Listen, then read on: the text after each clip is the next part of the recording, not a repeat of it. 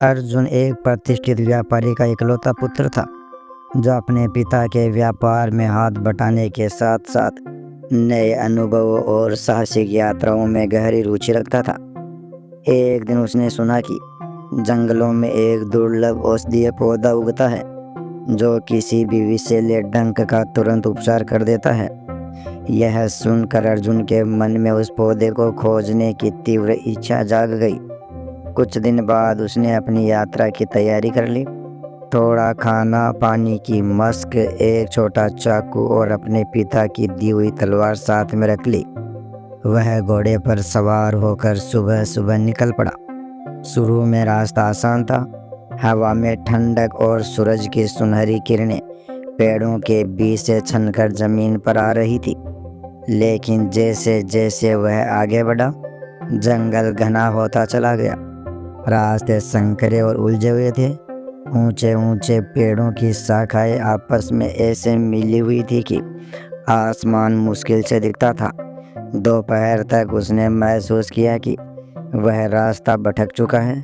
उसने सोचा, चलो थोड़ा और आगे चलते हैं, शायद कोई गांव या पगडंडी मिल जाए।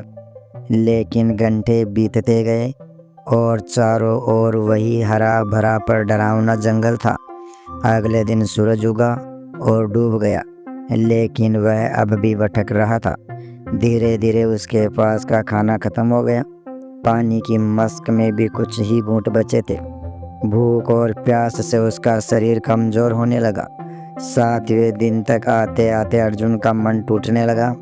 उसने अपने घोड़े को एक खुले मैदान में छोड़ दिया, क्योंकि जानवर को घसीटते हुए ले जाना अब मुश्किल था। वह सोचने लगा, शायद मैं यहीं इस जंगल में दम तोड़ दूंगा। इसी निराशा के बीच उसकी नज़र एक विचित्र दृश्य पर पड़ी। कुछ दूरी पर एक विशालकाय अजगर एक छोटे हिरण के बच्चे की पिछली टांग अपने मुंह में दबाए हुए उसे निगलने की कोशिश कर रहा था। हिरण का बच्चा छटपटा रहा था। अर्जुन के भीतर दया और साहस की लहर उठी।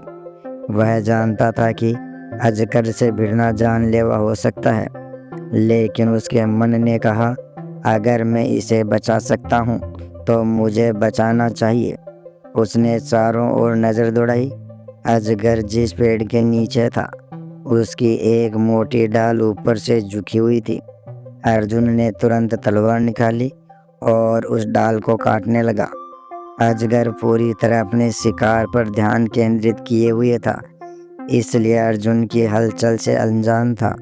डाल धीरे धीरे कमज़ोर होती गई और अंततः भारी डाल सीधी अजगर के शरीर पर गिर पड़ी। भारी चोट और दबाव से अजगर दर्द में तड़प उठा और जोर से फुफकारते हुए अपना मुंह खोल दिया। हिरण का बच्चा तुरंत बाहर निकल आया और दूर जाकर खड़ा हो गया। कुछ पल के लिए हिरण ने अर्जुन को देखा। उसकी आंखों में कृतज्ञता साफ झलक रही थी। फिर वह दौड़ पड़ा, लेकिन थोड़ी ही दूर जाकर रुक गया, पीछे मुड़ा और फिर से कुछ कदम लौट आया। अर्जुन को यह सब अजीब लगा। हिरण का यह व्यवहार कई बार दोहराया गया, आगे बढ़ना फिर लौटना। अर्जुन ने सोचा, शायद वह मुझे अपने साथ बुला रहा है। उसने हिरण के पीछे पीछे चलना शुरू कर दिया। जंगल की घनी झाड़ियों और पेड़ों के बीच से गुजरते हुए वे दोनों एक खुली जगह पर पहुंच गए। यहाँ का दृश्य अद्भुत था। चारों तरफ फलों से लदे पेड़ और बीच में एक निर्मल झरना जिसके पानी की धारा चांदी सी चमक रही थी। अर्जुन ने राहत की सांस ली। उसने झरने का पानी पिया। वह इतना ठंडा और मीठा था कि उसकी सारी प्यास मिट गई। उसने मीठे फलों से पेट भर लिया और फिर एक बड़े पेड़ की छांव में लेट गया। नींद ने उसे जल्दी ही अपने आगोश में ले लिया। कुछ घंटों बाद जब वह जागा तो देखा कि हिरण का बच्चा अब भी पास खड़ा था, जैसे उसकी रखवाली कर रहा हो। अर्जुन मुस्कुराया और धीरे से उठ गया। फिर हिरण ने कदम बढ़ाए और अर्जुन भी उसके पीछे पीछे चल पड़ा। शाम होते होते वे दोनों एक ऐसी जगह पहुँचे जहाँ से एक किले की दीवार दिखाई देने लगी। दीवार पर मसाले जल रही थी, जिससे पता चलता था कि यह बसा हुआ नगर है। अर्जुन के दिल में उम्मीद की किरण जगी, शायद यहाँ से मैं मदद पा सकूं। लेकिन जैसे ही वह किले के करीब पहुंचा, अंधेरा गहराने लगा। उसने सोचा, रात में दरवाजे शायद न खुले, क्यों न यहीं कहीं आराम कर लूं। पास ही एक पेड़ था। उसने सोचा कि उसकी छांव में बैठ जाएगा। लेकिन तभी उसने देखा कि आसपास का इलाका तो सुनसान था। ताज़ा खुदी हुई कब्रें, राख की गंध और हवा में अजीब सी ठंडक। अर्जुन का दिल बैठने लगा। उसने जमीन पर सोने का विचार त्याग दिया और पेड़ पर चढ़कर एक मजबूत शाखा पर बैठ गया। हवा में पत्तों की सरसराहट के साथ हल्की सी डरावनी आवाज़ें आ रही थी। अचानक उसकी आंखें फैल गई। थोड़ी दूरी पर एक नई खुदी कब्र से मिट्टी हिलने लगी। धीरे धीरे वहां से एक मानव आकृति बाहर निकलने लगी। अर्जुन का शरीर सिहर उठा। उसकी सांसें तेज हो गई। लेकिन तभी वह आकृति बोल पड़ी, डरो मत, मैं कोई भूत प्रेत नहीं, बल्कि तुम्हारी तरह ही एक इंसान हूँ। अर्जुन ने आश्चर्य से उसकी ओर देखा। एक दुबला पतला युवक, मिट्टी से सना हुआ, लेकिन उसकी आंखों में एक अजीब सी चमक थी। अर्जुन की आंखों में अविश्वास था। उसने पेड़ की शाखा से नीचे उतरते हुए पूछा, तुम कब्र से बाहर आए हो और कह रहे हो कि इंसान हो, यह कैसे मुमकिन है? वह युवक मुस्कुराते हुए बोला, मेरा नाम विक्रांत है। मैं कभी इस किले का सैनिक था, पर धोखे का शिकार होकर जिंदा दफन कर दिया गया। अर्जुन ने एक पल को उसकी बात पर यकीन नहीं किया, लेकिन विक्रांत की थकी हुई आवाज़ और शरीर की हालत ने उसे सोचने पर मजबूर कर दिया। अर्जुन ने धीरे से कहा, जिंदा दफन क्यों किया गया? विक्रांत ने सिर हिलाते हुए कहा, कुछ महीने पहले मैं किले के महाराज का वफादार सिपाही था। एक रात किले के खजाने से बहुमूल्य रतन चोरी हो गया। सारा इल्जाम मुझ पर डाला गया। मैंने लाख सफाई दी, लेकिन असली चोर इतना ताकतवर और चालाक था कि मेरे खिलाफ सबूत बना दिए। सजा सुनाई गई मौत, पर उन्होंने तलवार से नहीं मारा। मुझे जिंदा दफन किया गया ताकि मेरी चीखें हवा में घुलकर मिट्टी के नीचे दम तोड़ दे। अर्जुन का दिल इस कहानी से सिहर उठा। उसने गौर किया कि विक्रांत के हाथ पांव में मिट्टी अब भी जमी हुई थी और नाखून टूटे हुए थे, जैसे उसने खुद अपनी कब्र से बाहर निकलने की जंग लड़ी हो। अर्जुन ने पूछा, तुम बाहर कैसे आए? विक्रांत ने गहरी सांस लेते हुए कहा, कब्र की मिट्टी समय के साथ ढीली हो गई और शायद ईश्वर ने मुझे दूसरा मौका दिया है। लेकिन मैं तब तक यहाँ से नहीं जाऊँगा जब तक अपना नाम साफ नहीं कर लेता और असली चोर को बेनकाब नहीं कर देता। अर्जुन ने थोड़ी देर सोचा। उसकी आंखों में वही चमक लौट आई जो उसने हिरण को बचाते समय महसूस की थी। तो चलो, मैं तुम्हारी मदद करूँगा, अर्जुन ने दृढ़ स्वर में कहा। विक्रांत ने आश्चर्य से उसे देखते हुए कहा, तुम मेरी मदद क्यों करोगे? अर्जुन मुस्कुराते हुए बोला, क्योंकि जो अन्याय तुम्हारे साथ हुआ वह किसी के साथ नहीं होना चाहिए, और शायद तुम्हारी मदद करते करते मैं भी यहाँ से बाहर निकलने का रास्ता पा जाऊँगा। विक्रांत ने सिर हिलाते हुए कहा, ठीक है, लेकिन हमें सावधान रहना होगा। किले के अंदर सख्त पहरा है। दोनों ने तय किया कि सुबह होते ही वे किले की ओर बढ़ेंगे। रात उन्होंने पेड़ पर बारी बारी से पहरा देते हुए बिताई। सुबह की पहली किरण के साथ वे किले की ओर चल पड़े। किले का प्रवेश द्वार ऊंचा और विशाल था, और भारी लकड़ी के दरवाजे जिन पर लोहे की कीलें जड़ी हुई थी, पहरेदार लंबी बर्चियां थामे खड़े थे। अर्जुन ने कहा, हमें सीधे अंदर नहीं जाना चाहिए, पहले आसपास से कुछ सुराग जुटाते हैं। वे किले की बाहरी दीवार के चारों ओर घूमने लगे। पीछे की तरफ एक छोटी सी दरार थी, इतनी छोटी कि कोई दुबला पतला आदमी ही घुस सके। विक्रांत ने कहा, यह शायद पुराने समय का गुप्त मार्ग होगा जिससे सैनिक जल्दी बाहर निकलते होंगे। दोनों उस दरार से अंदर घुसे। अंधेरे में उन्हें सीलन की गंध आई और ठंडी हवा का झोंका महसूस हुआ। रास्ता पत्थर की सीढ़ियों से नीचे जा रहा था।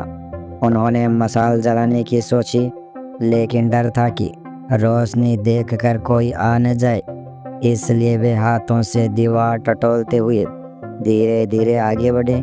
करीब 20 मिनट बाद वे एक सुनसान गलियारे में पहुंच गए, जहां पुराने हथियारों की अलमारियां, जंग लगे कवच और टूटी हुई डालें पड़ी हुई थी। अचानक अर्जुन की नज़र एक दरवाजे पर पड़ी, जिस पर जाले और धूल जमी हुई थी, जैसे सालों से किसी ने उसे छुआ भी न हो। अर्जुन ने कहा, चलो देखते हैं अंदर क्या है। दरवाज़ा खोलते ही उन्हें एक छोटी सी कोठरी दिखाई दी।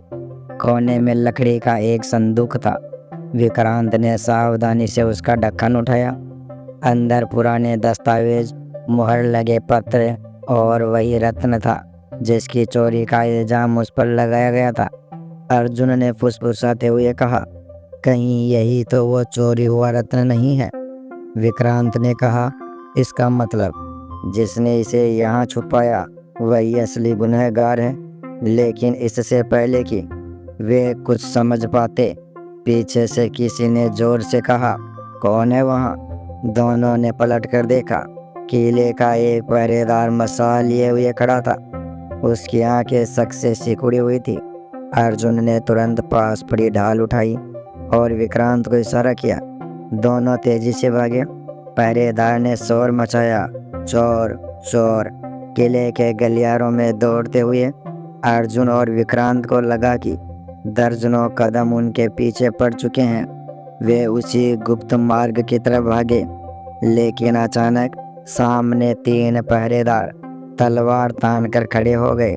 विक्रांत ने फुर्ती से एक को धक्का दिया।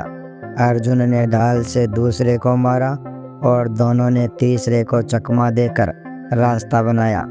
बाहर आकर अर्जुन ने कहा, हमें यह रत्न किसी भरोसेमंद इंसान तक पहुंचाना होगा जो इसे देखकर सच्चाई साबित कर सके। विक्रांत ने सिर हिलाते हुए कहा, रानी अवंतिका ही भरोसेमंद इंसान है। वह न्यायप्रिय और साहसी है, लेकिन उनके पास पहुंचना आसान नहीं होगा। अर्जुन ने गहरी सांस लेते हुए कहा, तो हमें अगली बार और भी चालाकी से अंदर जाना होगा और इस बार हम पूरी तैयारी करेंगे। शाम होते होते वे फिर से उसी झरने के पास पहुंचे जहां अर्जुन ने पहली बार पानी पिया था। वहां बैठकर उन्होंने योजना बनाई कि किले में प्रवेश करने का नया तरीका और रानी तक पहुंचने का मार्ग। रात को अर्जुन आसमान के तारों को देख रहा था। उसने सोचा, कितना अजीब है कि मैं एक पौधे की तलाश में निकला था और अब एक सैनिक के सम्मान के लिए लड़ाई लड़ रहा हूँ। विक्रांत भी चुपचाप बैठा हुआ था। उसकी आंखों में बदले की आग थी, लेकिन साथ ही उम्मीद की चमक भी थी। विक्रांत ने कहा, कल हम सच के और करीब होंगे। अर्जुन ने सिर हिलाते हुए कहा, हाँ कल। लेकिन उन्हें यह नहीं पता था कि कल उनके लिए सिर्फ सच्चाई ही नहीं बल्कि खतरे भी लाएगा। ऐसे खतरे जो न केवल उनके जीवन को बल्कि पूरे किले के भविष्य को बदल सकते थे। सुबह की ठंडी हवा में अर्जुन और विक्रांत झरने के पास बैठे हुए थे। सूरज की पहली किरणें पानी पर सुनहरी चमक बिखेर रही थी, पर दोनों के मन में सन्नाटा था। विक्रांत ने हाथ में रत्न को घुमाते हुए कहा, यह छोटा सा पत्थर मेरे जीवन का सबसे बड़ा सबूत भी है और सबसे बड़ा खतरा भी। अर्जुन ने उसकी ओर देखते हुए कहा, हमें रानी अवंतिका तक पहुंचना ही होगा, लेकिन कैसे? महल की सुरक्षा इतनी कड़ी है कि आम लोग तो उसके पास तक पहुंचने का सपना भी नहीं देख सकते। विक्रांत ने कहा, रानी अक्सर मंदिर में जाती है, लेकिन वह भी किले के भीतर ही है। मैंने सुना है कि 3 दिन बाद वहाँ एक विशेष पूजा होने वाली है, जिसमें बाहर से भी कुछ विद्वान और पुजारी बुलाए जाएंगे। अगर हम उसमें घुसपैठ कर लें तो शायद रानी तक पहुंचने का मौका मिल जाए। अर्जुन ने योजना पर गौर करते हुए कहा, ठीक है, लेकिन हमें विद्वान की तरह दिखने के लिए कपड़े, पहचान और भाषा तीनों की तैयारी करनी होगी। विक्रांत ने मुस्कुराते हुए कहा, तुम जंगल में रास्ता ढूंढ सकते हो तो महल में किरदार निभाना भी सीख जाओगे। अगले 2 दिन दोनों ने आसपास के गांवों में घूमकर जानकारी जुटाई। एक छोटे से गांव में उन्हें एक बुजुर्ग पुजारी मिले जो मंदिर के लिए रेशमी वस्त्र सिलवा रहे थे। विक्रांत ने उन्हें बताया कि वह पूजा में सहायता करना चाहता है और उनके साथ काम करने लगा। अर्जुन ने चुपचाप बुजुर्ग के बगल में रखी हुई अतिरिक्त पोशाक और पूजा की सामग्री पर नजर डाली। अगले दिन उन्होंने अपने लिए वैसे ही पोशाक तैयार कर ली। पूजा वाले दिन वे दोनों विद्वानों के जत्थे में शामिल हो गए। महल के दरवाजे पर सैकड़ों लोग थे, लेकिन पहरेदार केवल आम लोगों को रोक रहे थे। पुजारियों और विद्वानों को सम्मान के साथ अंदर जाने दिया जा रहा था। जैसे ही वे अंदर दाखिल हुए, अर्जुन की आंखें महल की भव्यता देखकर चौंधिया गई। विक्रांत ने धीमे स्वर में कहा, ध्यान रखना, यहाँ हर जगह आंखें और कान है। वे मंदिर की ओर बढ़े जहाँ रानी अवंतिका बैठी हुई थी। रानी का चेहरा तेजस्वी और गंभीर था, पर उनकी आंखों में करुणा झलक रही थी। अर्जुन ने सोचा, अगर यह सच में न्यायप्रिय है तो शायद विक्रांत की बेगुनाही साबित हो सकती है। पूजा शुरू हुई। मंत्रों की गूंज पूरे कक्ष में फैल गई। जैसे ही पूजा समाप्त हुई, रानी ने विद्वानों को आशीर्वाद देना शुरू किया। अर्जुन और विक्रांत भी कतार में खड़े हो गए। जब उनकी बारी आई तो विक्रांत ने धीरे से झुककर कहा, महारानी जी, यह पत्थर देखिए। रानी ने एक पल के लिए आश्चर्य से उनकी ओर देखा। विक्रांत ने तेजी से रत्न उनकी हथेली पर रख दिया और फुसफुसाया, यह वही है जिसकी वजह से मुझे मौत की सजा दी गई थी। असली गुनहगार अब भी महल में है। रानी ने विक्रांत को पहचान लिया, लेकिन इससे पहले कि वह कुछ कह पाती, उनके बगल में खड़े मुख्यमंत्री की नज़र उन पर पड़ी। उसने तुरंत तेज आवाज में कहा, महारानी जी, यह कौन है?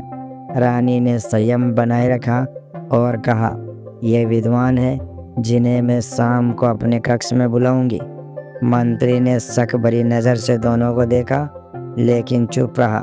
शाम होने पर एक सैनिक आया और दोनों को चुपचाप रानी के निजी कक्ष में ले गया।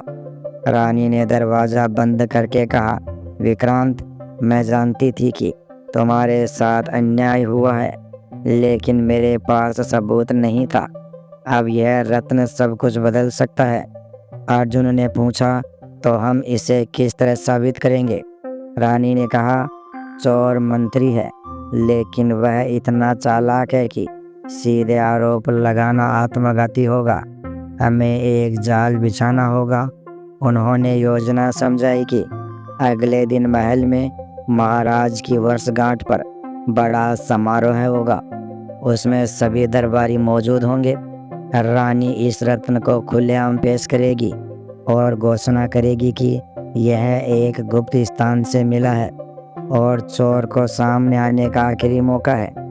वह जानती थी कि मंत्री अपनी चोरी छुपाने के लिए जरूर कोई गलती करेगा।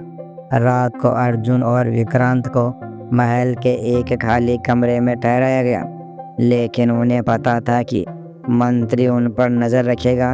वही हुआ भी। मध्य रात्रि को दरवाजे के बाहर धीमी आहट हुई।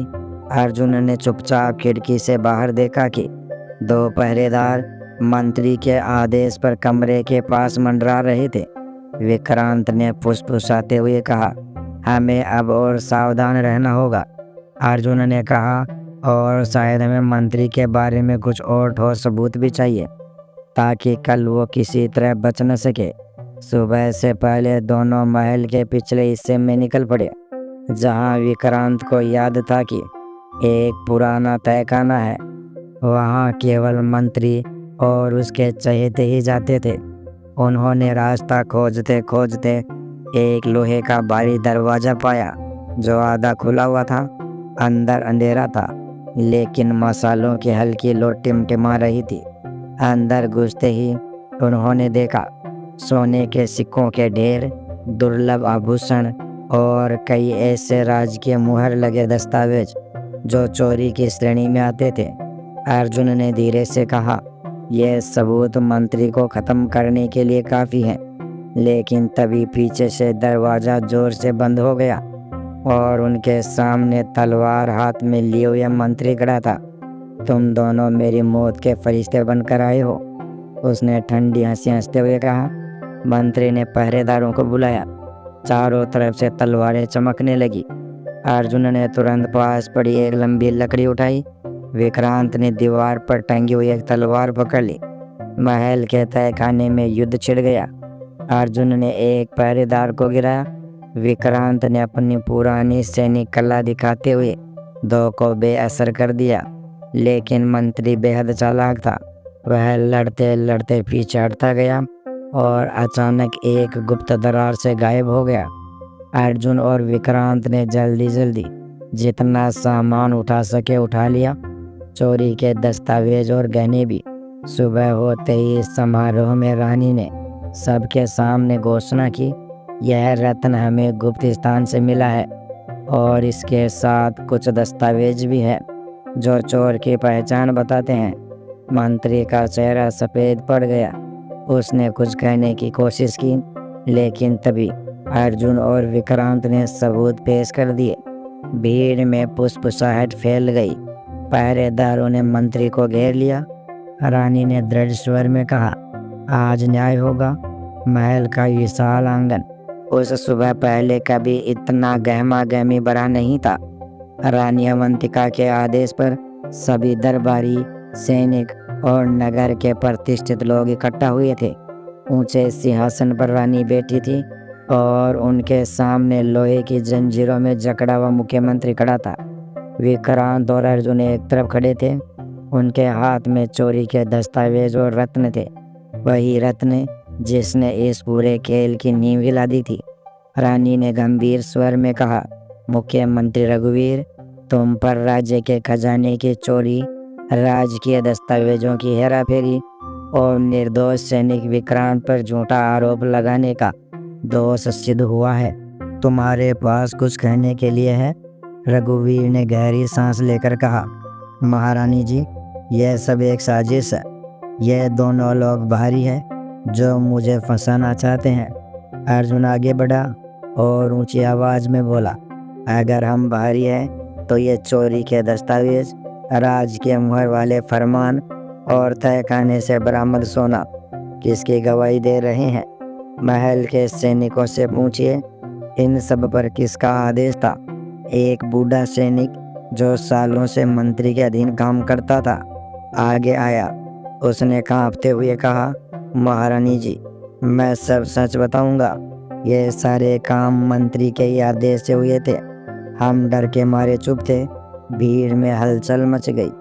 रानी ने आदेश दिया कि मंत्री को जेल में डाल दिया जाए और उसके खिलाफ मुकदमा चलाया जाए। लेकिन जैसे ही पहरेदार उसे ले जाने लगे, रघुवीर ने अचानक झटका देकर छुड़ा लिया और पास खड़े एक सैनिक की तलवार छीनी और विक्रांत की ओर लपका।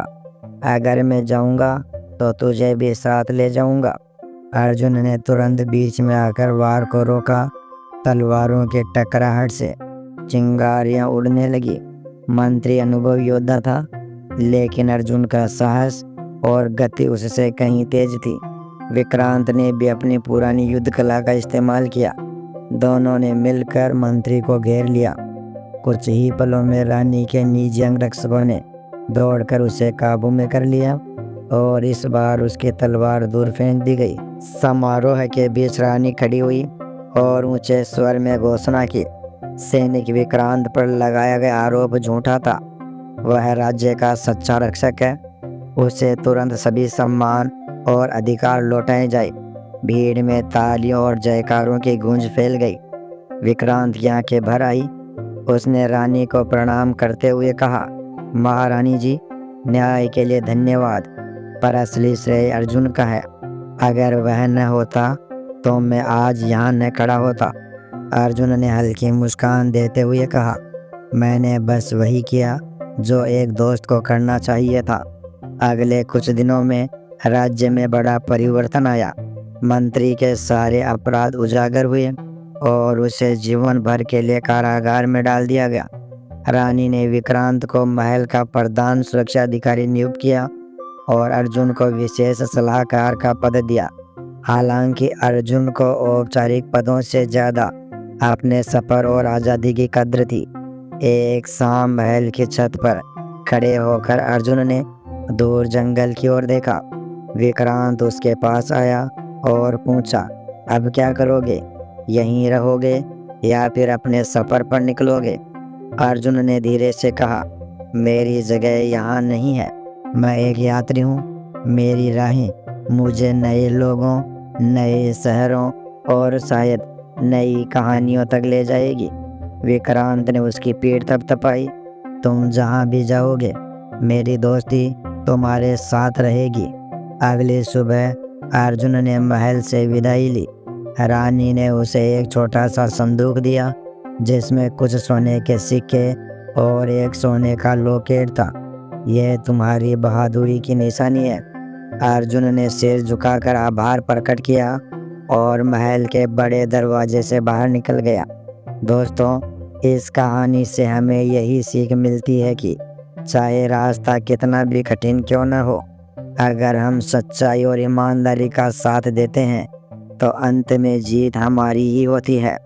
मुश्किल हालात हमें फरकते हैं, लेकिन हमारे सही फैसले ही हमें महान बनाते हैं।